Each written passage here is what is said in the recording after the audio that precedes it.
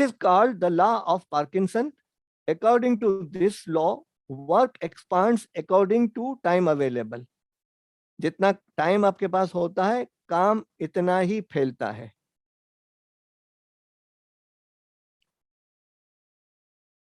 आप इसको तस्वुर कर रहे हैं कि हम एग्जाम के अंदर, जो हमारे कन्वेंशनल एग्जाम होते हैं, वो 3 घंटे के अंदर हम कम से कम 20 सफ़े लिख लेते हैं और बहुत अच्छे तरीके से हेडिंग्स के साथ चार्ट्स बनाकर लिख लेते हैं.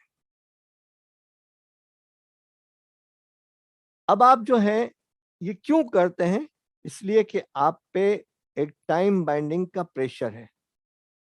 वही काम आपको अगर बगैर टाइम बाइंडिंग के किया जाए तो मुमकिन है आप हफ्ते में करें, मुमकिन है आप महीने में करें और मुमकिन है आप करें ही ना. तो आगे हम तस्वीर के जरिए से हम बताने की कोशिश करते हैं कि वो क्या नजरिया है.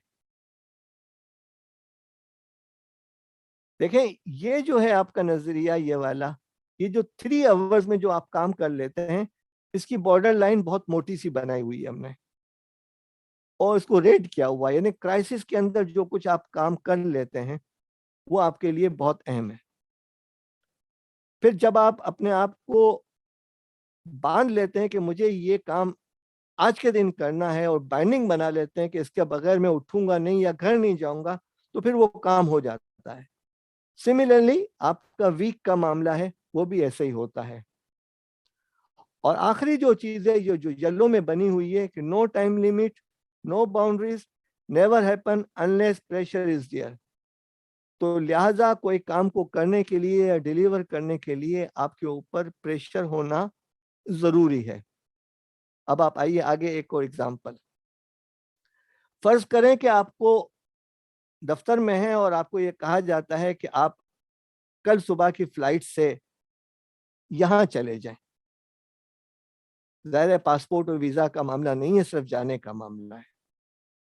अब आप शाम को घर पहुंच के जिस तेजी के साथ अपने कामों को करेंगे, यानी आप ग्रोसरी भी ले आएंगे, आप बैंक से पैसे भी निकलवा लेंगे, आप बहुत सारे काम करके घर वालों को दे देंगे. जिस काम को करने के लिए आपको घर में दबाव डाला जाता था और आप करते नहीं थे, वो सफर के प्रेशर की वजह से आप फौरन कर लेते हैं.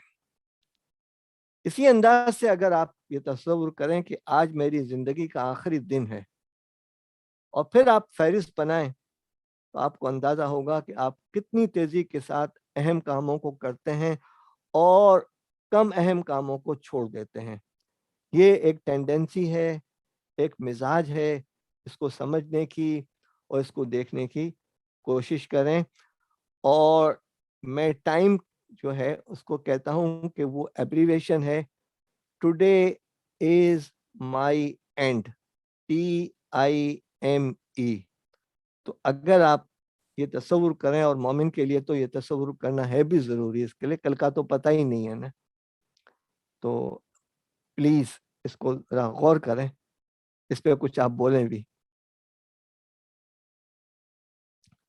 एक प्रेजेंटेशन में मैंने लोगों को केक, बड़े वाले केक मंगवा कर दिए. 5-5 के ग्रुप्स थे और इससे पहले शायद पेंसिलें और स्टील के स्केल भी हमने टेबलों पे रख दिए थे इनके ग्रुप के अंदर.